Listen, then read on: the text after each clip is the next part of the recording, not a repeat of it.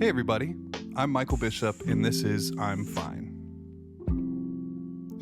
I've done this segment with Patrick before and a few other things here on Bloodstream Media, but in case you have no idea who I am, I'm a 31-year-old writer, illustrator, podcaster, and musician from Ohio. I have severe hemophilia B with an allergy and inhibitor to factor IX products. I'm here to host a few of these, and I think generally it'll just be me hanging out with you and reflecting on all things hemophilia and mental health. It'll probably mostly be personal stories from my life, from which I'll pull some lessons or thoughts that I hope you can relate to in some way. Today I want to talk about a big surgery I had a couple months ago, and the role that hope and hopefulness plays in our lives, specifically when it comes to big surgeries or new medications. My left knee has always been a target joint, one of a few. But what's more, I dislocated my patella, my kneecap, when I was 11, which required a surgery to realign, and then I fractured my tibia and fibula a year later. Those two things, coupled with frequent bleeds, really destroyed that knee. There was a significant amount of chronic pain, and its bone-on-bone structure led to frequent bleeds. So, needless to say, it was a mess. And I had to give up a lot of things that I loved. I had to make a lot of compromises when it came to my mobility and the activities that I could do. So because my knee was so damaged at such a young age, my orthopedic surgeon had been talking to me about a potential knee replacement since I was in high school. He was very upfront with me though and said that if I had one at that age, I would likely need another one at some point in the future. And I think one knee replacement is about all I have in me, per knee at least. So for half my life, I would grit my teeth and deal with the pain and the limited mobility and the frequent bleeds and the mental health struggles that come along with having a joint like that. All of which really weighed on me throughout the years. They eventually became so commonplace that they felt normal, but I don't think the weight on my shoulders got any lighter, nor do I think I got any stronger. I think I just got used to moving a little more slowly. I got used to not being able to skateboard. I got used to not being able to walk around with my friends like I wanted to, and I even got used to the pain most of the time. Then once I entered my 30s, I took a job where I was traveling quite a bit, and my knee got progressively worse pretty quickly. I would often travel on the weekends, which would inevitably cause a bleed. Then I would come home, lay in bed in pain while waiting for the bleed to resolve, plan the next weekend's trips, and then do it all over again. I eventually had to quit that job, and it got to the point where I was in a wheelchair almost 100% of the time, which is not something that I was used to. I had used a wheelchair a lot in my life and all manner of walking assistance, but I think I was able to pretend that it wasn't that big of a deal in those moments because I had those times in between where I was walking around and I could kind of pretend that my knee wasn't that big of a deal. I could feel quote-unquote normal for a little while. But even with limiting my mobility almost completely, my knee was still too much day to day. It was still bleeding too much, it still hurt too much, and so I knew that it was time for a knee replacement. So I met with my surgeon, we did some x-rays, and he showed me exactly what was going on in there. It's one thing to feel degradation and kind of understand that it's happening, but it's another thing entirely to see it. He said it was one of the worst knees he had ever seen in his 30 years as a surgeon. And I don't have a ton of experience looking at knee x-rays, but based off of how mine looked, I was inclined to believe him.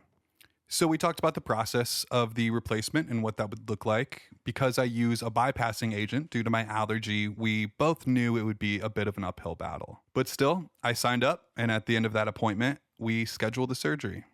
I left his office, I went into the bathroom in the lobby, and I cried.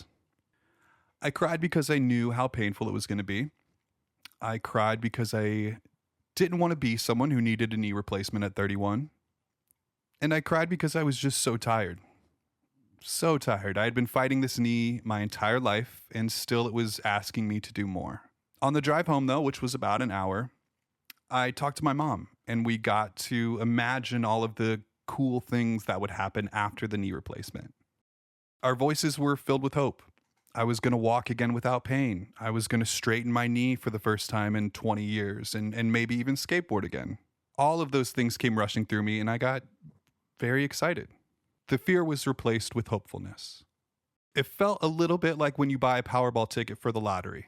You go home, you look at the houses you'll be able to afford, you pick your dream car and build it online. You think about changing all of your friends' lives by giving them money. It's very hopeful and optimistic, and that's how I felt. Then the surgery day came. It was a difficult morning. I felt like canceling it, honestly. I was very scared to fully commit to it, which sounds silly because it was the day of, but the reality of the situation had finally hit me. But those fantasies came flooding back to me, those hopes for the future and what my life would look like 6 months from then, which helped see me through. But the surgery was more painful than I could have ever imagined. It immediately bled, and it was more pain than I had ever experienced, which is genuinely saying something. At one point, the staff at the surgical center told me that if I didn't stop crying out in pain, they were going to have to send me somewhere else because I was disturbing the other patients.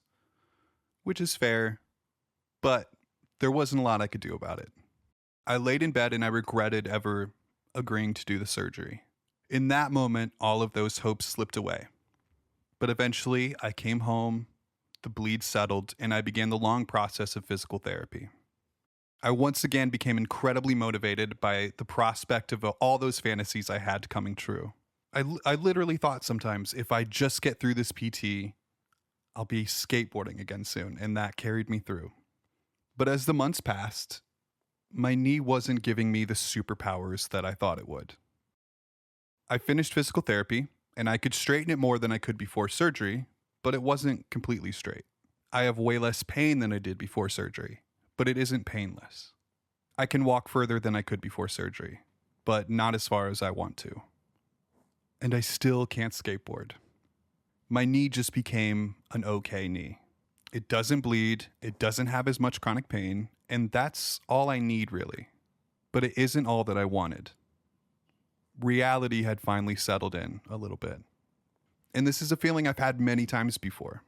I think as hemophiliacs, it's easy to get in this headspace of this new thing is going to fix all my problems. The new surgery, the new medication, etc. This will be the cure-all that I've always needed. And those things likely will make your life better. Maybe you will achieve everything that you're imagining. But I've been a victim of my own high expectations. Then suddenly better doesn't feel better at all because it wasn't better enough. But if you're in this situation, take some time to reevaluate your goals.